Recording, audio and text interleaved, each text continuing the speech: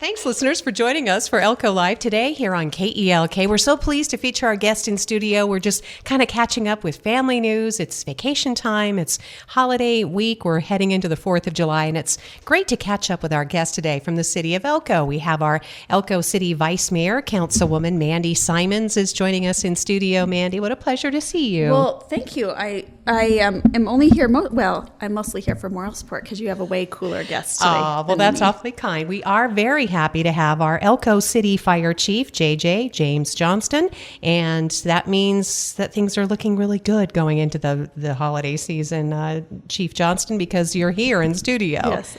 Yeah, so thank you. Thanks for having us. Thank you very much. Thanks for being here today. So we are going to fold in a bunch of fire safety messages. We're going to talk about special events because, wow, catch your breath, hold on. It's going to be a ride. We are headed for a big weekend of stuff to do, and it's really just the start of summer. But I wanted to give you a chance, Mandy, to kind of highlight anything from the June 25th council meeting that you thought was maybe really outstanding for listeners. Right. Yeah. I was just looking at our agenda. So every year, the Nevada Rural Counties RSVP program comes and talks to us, and they just, it was a great presentation, and I won't go over it all here, but if anybody like, they can go on our website and see that. But they provide so many services for rural Nevada. It's just incredible for these seniors, for people that don't have really somebody to take care of them or that can check in on them. It's just incredible what they can do, and they gave an awesome presentation. And so if you're interested in any of that, you think any of it might be for you, or they are always looking for volunteers to help drive people or check in on people, lots of opportunities. If you are in a position that you think, I really have some time, I'd love to volunteer for an organization, I'd really encourage you to go on our website and look at our last agenda and check out that presentation, because they are just an invaluable organization, and we're super appreciative of everything they do. We also had, this might be of interest to people, the Mormon cricket situation, at least kind of in Elko, is hopefully going to start declining. I think basically what that means is that they have now kind of grown and matured, and they've laid eggs, which isn't awesome, but so hopefully we will see that decline. I know there's some other places in the county that it's still going. I know I was just up at Oahe a couple days ago, and they still have some up there, but hopefully there'll be a reprieve for us soon. I know I keep saying, like, this isn't an every year thing, right? Isn't there like a cycle? Is it ending? Are we there yet? But I'm not sure that it won't come back next year, but I think for this year at least, hopefully we're going to start seeing a decline, at least right here around the city. We also had a super happy thing happen. Well, I think it's happy when this gets to happen, is we have a police dog, Evka, and at some point they're just ready to be adopted and be taken care of as just a dog and to retire from the workforce, and we are going to go ahead and do that. She's going to continue to live with Sergeant Jeremy Shelley, who was her handler, and it's just like the sweetest little thing that this dog can go and live with, like, their best friend and this family that's taking care of them forever. And then the council members usually just take care of that adoption fee for them, because it's perfect. It's just a perfect solution to this dog is now retiring and needs a home, and this family loves them. And so it works out really, really well. She's 7 years old, and she had been assigned to Jeremy Shelley, and he's retiring, basically, is what happens. And so because Evka has kind of served such a long time, it's been decided that she should get to retire too. And so that's what's going to happen. We could assign her to another handler, but she's just worked so long, and it would take time for her to learn to work with a new handler. And so at some point it's just best if we can say, go off and retire together, and it will be awesome. So we did that. That's kind of happy news. We had a lot, I don't know, was there anything that jumped out to you? I'm trying to think. There were some grants that we applied for. We awarded a bid because out at Eric Hart Boulevard, that connector road and waterline extension project, we went ahead and we'd received bids for that. And then, I'm just trying to think if anything really jumped out. Some airport stuff. I know we're going to talk about, two things with the airport. I know one you were going to talk about, but One is we had this really great restaurant over at the airport, the I Don't Know Deli, and unfortunately they had to close down for some health reasons, but I just loved it over there. I just thought the food was amazing. And so now we have a new restaurant that's going to open. Some of you may have heard there's a food truck in town. I think it's called the Kingdom.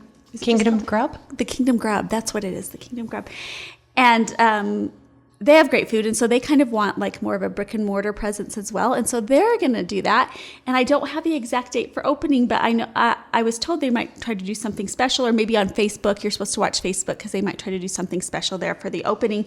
And so if any of you love that food truck, you can now come to the airport, and I think they're going to kind of do a not brunch, probably like a breakfast and lunch, 2 things, so that those coming off flights will have that service. But that's something to look forward to. And then the other thing, and I think you have the information on this, but there's going to be a really cool ceremony this Sunday at 5 over at the airport for the EMS folks. They have some, what is it called, that's coming through town? The Tree of Life, it's Memorial Honors. Yes, Memorial Honors. And they're going to be at the airport this weekend. And they kind of honor all those that have fallen in the line of duty.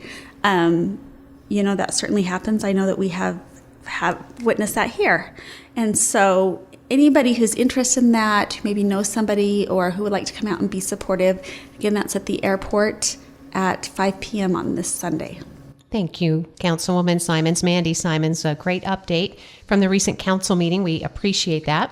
And the next meeting will be next Tuesday after the 4th holiday. And are you guys, or is it the second Tuesday of the month? It's the second Tuesday. So we got, So we have like 2 weeks.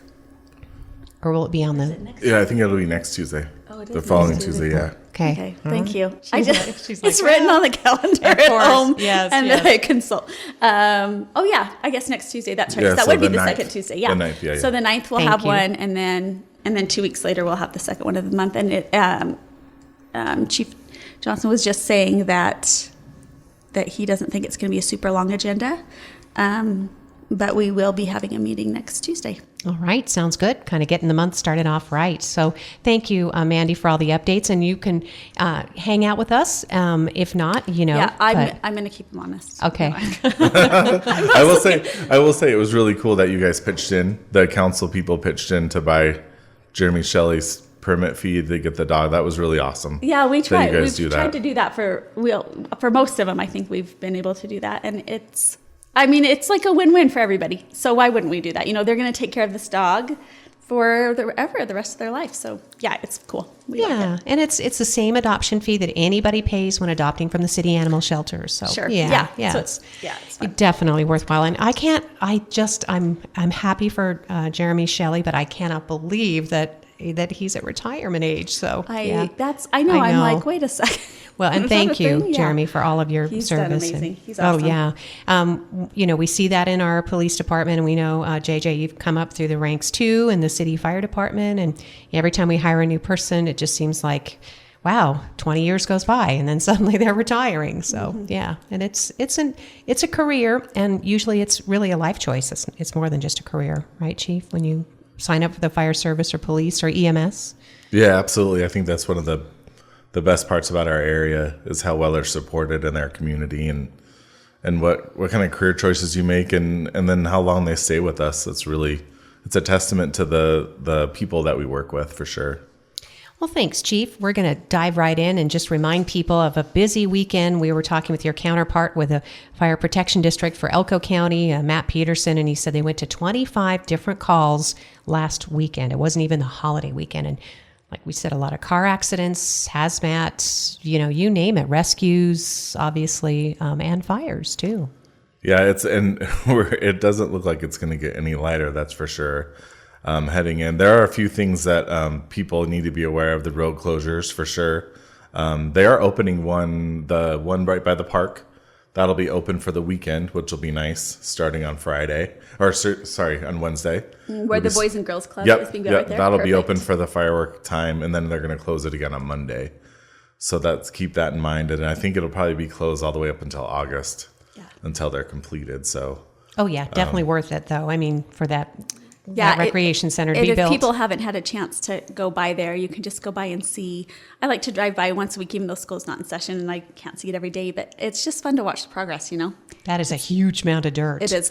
That's where the pool's going. You have to take all the dirt out to put the pool in. So, so that's that'll be up for the 4th of July because festivities are at the fairgrounds here in Elko, right, JJ? Yeah, and we're really pushing hard this year to ask for everyone to kind of police themselves and really try to push a message out. We'll be doing that tomorrow with our messaging that fireworks are illegal within the city of Elko, and growing up here, it's kind of a tradition to see everyone do their own, but we really want to push leaving it up to the professionals because our city parks aren't just for people with fireworks. There's families in there. There's people that don't have fireworks, and they're not used to seeing that kind of activity. And even the workload that it puts on our parks people, the amount of trash and the fireworks they have to clean up afterwards, we're just urging people to leave it to the professionals. And even the legal ones like the sparklers and those things, I mean, sparklers burn at 2,000 degrees Fahrenheit, right? Which can cause a 3rd-degree burn instantly if they trip or fall, and then let alone starting a fire themselves. So we really are pushing this message. We'll start Facebook tomorrow. We've teamed up with the city of Elko on their page to make it so we're trying to get as many people on board with this so we can have a really safe environment for that evening. We have agreements with the Elko County Fire Protection and then NDF, BLM, and the U.S. Forest Service for extra engines.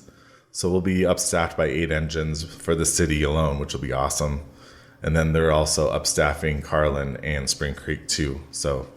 And we're actually lucky because we have great fireworks in Elko and in Spring Creek. So, I know. I remember growing up and you'd sit in your driveway and do your own. I mean, we never did anything super big or aerial, but and that's great and all. But because of where we live and how dry it is, it's not a possibility here. So these 2 different organizations, one here and then one out in Spring Creek, are providing a real show. And you can just go and watch. I know you can buy tickets for the one in town, but you can also just sit back and watch them for free. And then I'm not sure about the one in Spring Creek if there's a cost. Is it free? I know you have the information. I think the Corey's family does present it free of charge. That's right. They do. I do remember hearing that. So we have options, and we want your family to enjoy the 4th. But just please don't do them on your own. It is illegal, and not because we just love spoiling people's fun, but because it actually causes real problems. It's not just the trash; it's burns, it's fires. It's a safety issue. Absolutely, yeah. And we talked about that with the foliage and the tree streets, how some of those those trees are, how they hang over roofs, and those are ignitable as well. And there are older people that live in the neighborhoods. Yeah. Absolutely, yeah, yeah, and not to mention all the injuries that can occur from people looking down fireworks as they come up. That's happened before. Hands and arm injuries from exploding, and then just basically like people not making sound judgment. Obviously, people are going to enjoy alcoholic beverages for the weekend, and that doesn't make a really good combination. So yeah, we're just urging people to just stick to the show that's provided for them. And then you don't have to worry about it, and it costs less. Yeah. Yeah. Absolutely. Yeah, definitely. And the reason, and it's not as though police are patrolling and looking for people, with sparklers and that kind of thing. But the reason that there is a law, I guess, Chief and Councilwoman, is because if there is serious property damage, then, I mean, you could be held liable for that. That's just the reality. So, right? I mean, it's, yeah. Injuries, burning down the neighbor's house. And it's easy to think, well, I've done it every year. They don't mean me. Right. Well, we mean you. Yeah. We are talking to you. Just don't do it this year. There's options and there's reasons. And so we appreciate everybody joining in. It's just so dry. It's just so hot and dry. Yeah, our ground moisture was almost at the top it's ever been at the spring. And now with the heat wave that's come, we're almost back down to normal because of how dry everything's been, or how high the heat's been. So it's even the Humboldt dropped 2 feet within that 3-week period, which is pretty crazy that we lost that much moisture in their area. It's really, to understand that, to make a logical decision for your family, for your community, that's really what we're trying to get people to think of, not just themselves or the show, but basically their neighbor, how that could affect and the consequences that follow fireworks. So, no, thank you. Just a couple years ago, we were at my aunt and uncle's house in Idaho, and it is legal there. And so we bought some, nothing big, and it did start a fire, and it was right by they lived just across the street from the river, and it was fine, and we kept it from spreading too far. And again, it was a road on one side, river on the other. It was fine, but you just never think it's going to happen to you. Right. Like, we weren't being reckless, we weren't being crazy, it was nothing major, and it just can. It just can takes a happen, spark. and so be careful. Yep, definitely. So again, just putting the word out there, and if you do have concerns, like say you live in a tree street neighborhood with all those old dried pine trees and someone's shooting off the bottle rockets, that's when you can call. You can absolutely call that. if you're worried. Yeah. Sure. Because it's also no fun to confront your neighbors because you think, really? Really? We just hope that you would have common sense. But so anyway, we live in Nevada. It's dry. There are going to be fantastic fireworks shows at the Elko County Fairgrounds, huge crowds, or you can, as Mandy and Chief Johnston were saying, you can kind of kick back in the neighboring area and enjoy the show for free. Or if you want to head out to Spring Creek, they have what's called the Lake of Fire, the Freedom Festival events that go on at the Spring Creek Marina. That's also free. They start the whole day with a flag raising ceremony. They have mud volleyball, a fun run, a parade, basketball. I mean, they just have a lot of stuff going on in conjunction with the 4th of July. So you can party it up either place. Yeah, and there is, of course, the 4th of July parade that they do out there. I think it's at 10 a.m. on Thursday. Is that true? It seems like I heard on the radio 10. You're right. Yep, 10 a.m. Freedom Festival parade. It does not happen often, but yes. It is 10. And then, they used to have a Basque parade here right around the 3rd, but this year on Saturday, the Silver State Stampede is going to put on a parade. And then, of course, the Silver State Stampede is just the next weekend. And that is an amazing event. My family's got to go just the last couple of years. And we love it. It's just so thrilling. fun. And it's where everybody is, It's just so fun to see everybody. So lots of events coming up in the next 2 weeks, and we hope everybody can get out and support the community and make those. I'm glad you mentioned that. Obviously, the Silver State Stampede does begin next weekend. I think it's 2 full days of rodeo, 3 days of events, including, some kickoff at the fairgrounds. Yeah, I think it's like Thursday, Friday, Saturday, but I don't know the hours. Exactly. And just follow the crowds. Or maybe Sunday too. I don't know. And don't listen to me on that one. Well, yeah. I knew that the parade is at 10 o'clock. Yes. Okay, don't ask anything else. You got that one thing down. right. Yes. And the Elko County Fairgrounds is the host for the Silver State Stampede. And so they have all kinds of food and beverages there. I think there's a country music concert that coincides with that one as well. Oh, that's right. Yes. They do always have it a dance and all that fun stuff. So that one's going to be huge. That is next weekend. This weekend is the 60th National Basque Festival. And I think you've been to a few of those, right, JJ, since you grew up here? Absolutely. Yeah. And it's really cool that they do it at the Basque House. I think it's a little more intimate, and you get to see people's faces a lot more instead of just viewing it from the stands. Yeah. I think it's really cool that.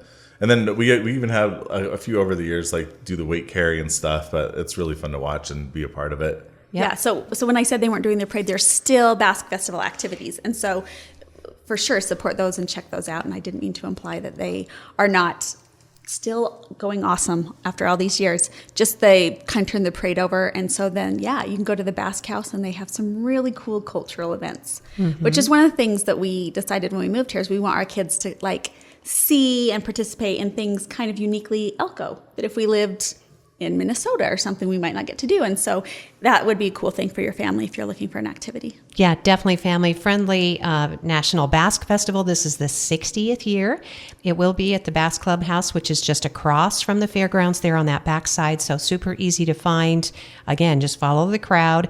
They have dancing. You can watch groups dance. They have delicious food. That's what I was gonna say. That's what I love, yeah. Yeah, the food. And just like JJ was, it's a reunion, really. You just see people.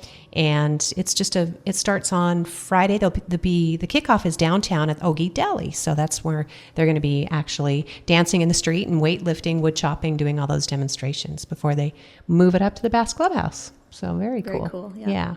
So lots of chances for people to get out and recreate too. And we do know, Chief, that the fire department gets called for a lot because you also are first responders for EMS, right? Yeah, and actually, one thing I'd like to mention with the fireworks, because we get people that bring fireworks by the station a lot, And you can definitely get rid of your own fireworks. You don't have to Turn have them in. have a disposal. But the only thing we recommend is just soak them in water Okay. for an hour, and that neutralizes it, and you're good Oh, good. to put them in the trash. Yeah. I'm glad you said that because some of the most well-known, people who've used fireworks in the past, let's just say, are firefighters, and they're saying, well, we've got to dispose of all of these fireworks. So, and it's training, so you don't need any more training on No, fireworks. we'll soak them too. We won't light You them. won't be doing that. That was the old days. Yeah. Yes. So. Yes. So, all right. So don't have to confiscate the fireworks, turn them in or anything. Just soak them in water and you're good to go. For an hour, you said, At least right? an hour, yeah. Okay. And then they should be neutralized. You can easily throw them away after that. Perfect. I'm glad you brought that up. And then again, if people want to combine barbecues or any of that stuff, again, just fire safety to keep in mind. Backyard fire pits are popular. Absolutely. And one thing to keep in mind, and we get calls with this quite a bit as we go into the summer season, is our burn season is closed. BLM has closed the open burn for our area. So that means we can't do any burn permits or anything within the city or the county. And with that comes a couple of, gray areas, so to speak. So the city has a couple of different codes when it comes to burning, like say for a warming fire, which is what you would do if you wanted to do like a decorative fire in your backyard. That's perfectly legal. We do ask that if it's windy, you don't do that. And they're 10 feet away from all combustible material. That goes for your barbecue as well. Make sure that it's away from your house, from your awning, from Your everything. hot tub cover. Yeah, all that needs to be, but yeah, exactly. Smokers, sparks fly. same thing. Yeah. And then also it's good to remember too, right? Like there's other people in your neighborhood. So when you do light a fire and it smokes a lot or it smolders and they have swamp coolers, it'll draw right into their home. So if they call and complain, then it becomes a smoke nuisance at that time and it has to be extinguished. Even with a smoker or a barbecuer, when it gets drawn in someone's home, it causes CO that gets put into people's homes. So we just want to make sure that code is kind of understood. If it becomes a nuisance, then we're going to ask you to either shut it off or put it out, one of the two. Yep. Elko's growing, getting a little more congested. There's lots more new construction. We need to kind of make friends with our neighbors. Let them know if you're going to have a barbecue or something, right? Maybe invite them over, but be considerate, as you said, if someone's relying on a swamp cooler. So, absolutely. Okay. And you can call us or you can call dispatch if there is a complaint. We ask that you don't confront your neighbor because that's usually where a lot of problems occur. So, So if there's if there's smoke in your area, you can call it for order of smoke or something we can come investigate. All right. That sounds good. And then just other basic, tips or common sense. Are you seeing any kind of backyard pool injuries or anything like that as kids are jumping on trampolines? Because you guys are going to get the call. As of this year, we haven't really seen that too much. Definitely a lot of car accidents. It seems we've increased probably, I'm going to say at least 40% over this past month. Is it the cricket sludge or is it just? No, within the city limits, we're seeing an increase. We see, and these are a lot of driver inattention, a lot of on your cell phone situations that occur. So yeah, we ask that everybody stay and keep your situational awareness high, especially if you're around people that you're not normally be a defensive driver. In other words, because a lot of people aren't paying attention now. Too many distractions on your watch, on your phone. We had a bad accident on Mountain City Highway a week or so ago, and that one involved a motorcyclist. Yes. That's scary. Yep. And I think that was the second or third one in that area that was very serious, where people use a high rate of speed coming out of that turn, and you just can't see every angle. So you got to make sure you're super cautious when merging into traffic, for sure. Not knowing all that situation by far, I don't really know all the cases. I'm not saying whose fault it was, but you definitely need to understand where the traffic's coming from and make sure it's super clear before you pull out. Mm-hmm. And we also wanted to mention, too, that stretch of the highway, that's not an Elko City stretch, is it? I mean, that's something so the city can't control the speed limit even. Right, yeah. Well, and what's interesting that I've learned while I'm on the city is there are even guidelines for cities. So we only have so much leeway, I think, depending on the straightness of roads and the elevation of roads and all sorts of things. But yeah, we don't choose that speed limit. There are roads that the state repairs and takes care of and chooses everything about them. And so it's not like we can say, oh man, we're just going to change the speed, slow it down. That's just not in our purview.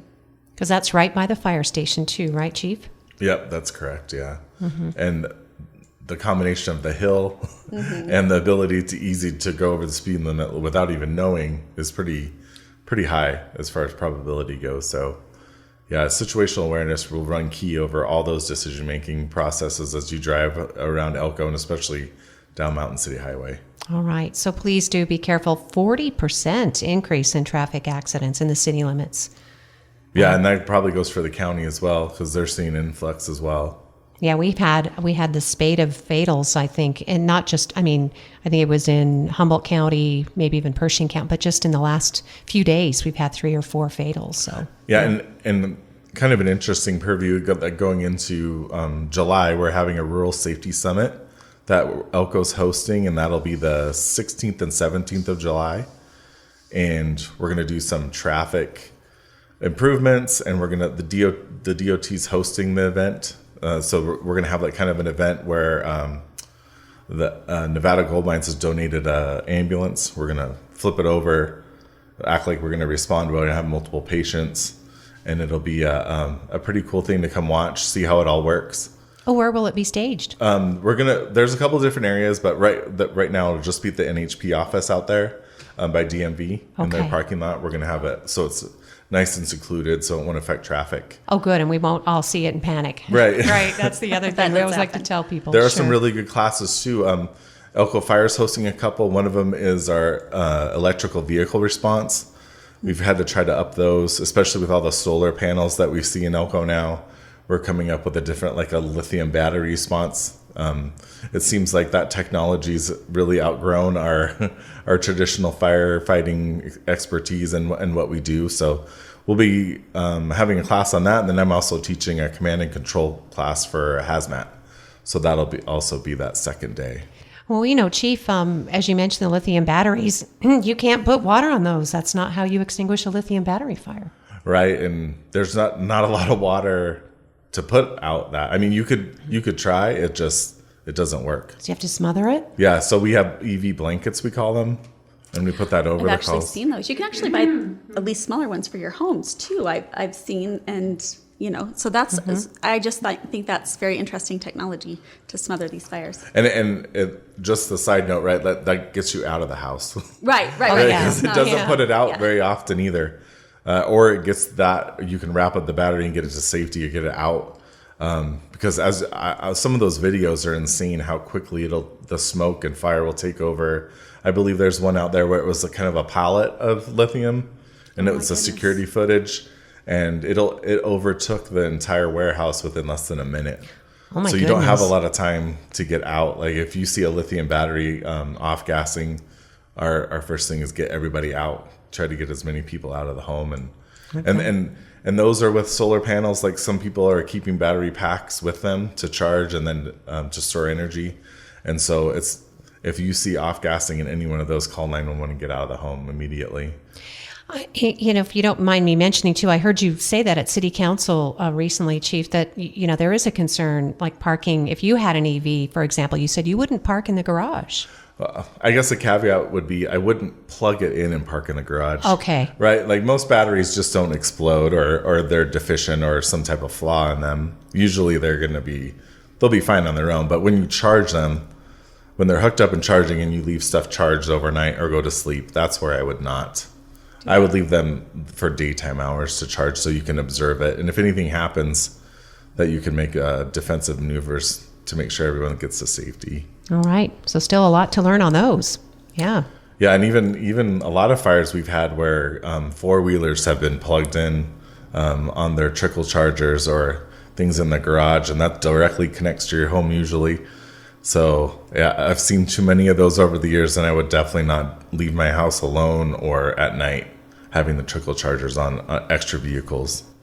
Well, with all this in mind, obviously, anybody listening, if you do have any kind of question or concern about anything that might be a fire hazard around the house, or if you want a free inspection, or you're an elderly person, or just a person who's not comfortable, changing the smoke detector batteries, you guys come out and do that. Absolutely. Yeah.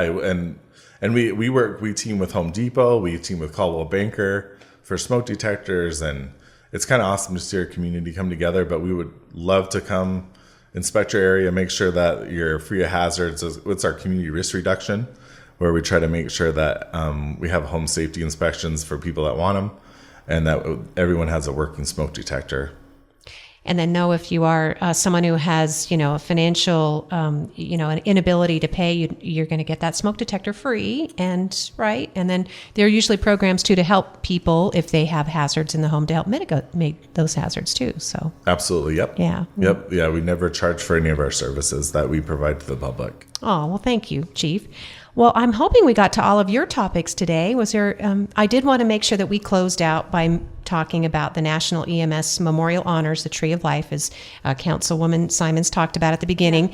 It is the end of the holiday weekend, so a lot of folks might just be ready to chill at home. But if you could just spare a couple of hours and come by on Sunday to the Elko Regional Airport. That'll begin at 5. They're going to have a really nice memorial ceremony, and we have a beautiful sculpture outside of our airport, and that commemorates the lives of those who were from the Elko community. We've had 2 separate crashes of medical flights over the years, and so their names are on that sculpture.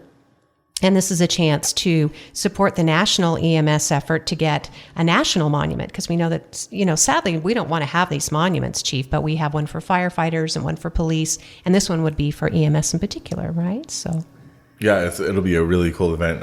Chris McCann, the EMS chief, he's teamed up with GMR, and they're coming up with a really cool program, and then Jim's helping out in every way he can to make that work. It's kind of awesome to see that all come together. We're definitely taxed this weekend, so we'll see how much we'll be involved, but because we're kind of all hands on deck for the 4th, and we'll see how far we can get into that. Yeah, absolutely. And no matter what, the fire trucks are going to be parked toward the edge, because in case you had to roll, so if you were able to get there. So just keep that in mind. This memorial is a traveling exhibit. It's headed to Arlington, and you can find out more about it. I think it's nationalemsmemorial.org is the website, and then you can help contribute that. So, and we'll all be thinking about Jim, Mandy, because he was on with Jan Baum a couple of weeks ago, and we asked him, and he loves talking about Tiffany. Tiffany Uresti was his fiancée. Yes, who passed away when that plane barely took off, and then it just made it across the road into the parking lot at Gold Dust West. And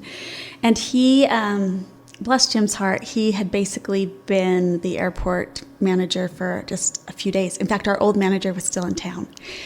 And that, so I think this is super special to Jim, and we're just grateful for him, and feel so bad that he had to go through that, but he really does appreciate what they do, and know firsthand, what it's like to lose somebody when they are just doing their job and just trying to serve the community. So let's support Jim and all the other family and friends, and the Uresti family and everybody else. Some folks are local and still here, and some others have moved on. But it is a chance to really honor those, and to think about every day, the rescuers in the fire department, police department. And thanks, Chief. We know that you put yourself in harm's way to keep us safe. Thank you. And I think most everybody in our community would tell you that it's more than a job. It's something that you get called to do, and it's awesome to work in a community that appreciates you. That's for sure. And as you know, Jamie's our fire marshal, which is Tiffany's sister, and she's kind of carried on the legacy. And it's kind of awesome that they have that scholarship at GBC in her memory. A lot of things that continue to occur around Tiffany. Yeah, she was a part of our volunteers as well. Yeah, I remember her. I have vivid memories of her because I was involved in the volunteer fire department, and just remember her sitting in her high chair when she was just tiny. Oh, Aww. yeah. So, yeah, the whole family. So anyway, Jamie and Jim and Debbie, and yeah, so we really would be nice to come out and support them on Sunday. And you come by this occupation honestly too, because you have that kind of dedication in your family, JJ. So we appreciate it, and the legacy of your dad too. So yeah, thanks. Yeah, it's nice to remember people, isn't it? It is. Yeah, he was a police officer. And then he was police chief, and then sheriff for a short stint, and if you ever want to hear a story, 127 West Juniper, he'd talk you for at least 2 hours if you want to hear how things used to be. It's kind of awesome to hear his stories because I get a good history lesson about how the current fire department was both the police and the fire, and then City Hall on the other side, which I didn't know. Oh, I didn't know that. Yeah, it was that's crazy. Fire up front, police in the back, and they put the sauna in was the police department, which I always thought it was the fire, but it was the police department that put the sauna in the back there that doesn't get used. Yeah. It's just like all broke. But and then the other side was Decorative. City Hall. Yeah, and they had the Elko Federal Credit Union in the front, which was kind of interesting. Yeah, they That's where it leased out. started. Yeah, they leased out the front part. Yeah, Claire Hadlock was there.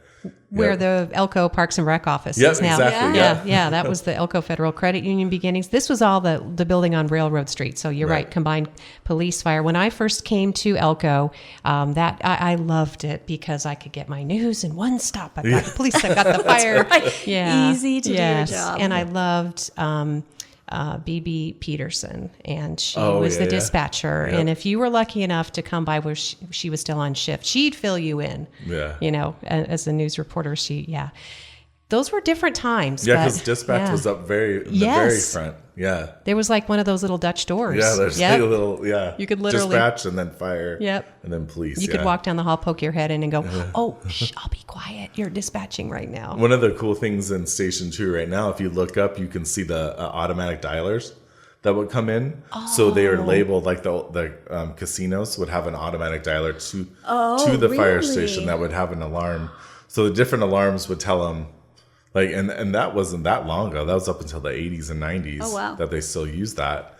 Yeah, so if like something went off the Sockmans, it was a certain tone and it was directly to that station, which was kind of interesting how they had it set up. Then they're all still along the wall. Oh, I'll have to look next time. Yeah, you can see them. That's awesome. And this is, we've launched a separate show, so we're going to have to. Sorry. No, it's fine. But because you guys definitely want to come back. I know people love to hear this stuff. Well, and this is really, I just want to finish up by saying D. Ray Gardner was what was called a sleeper.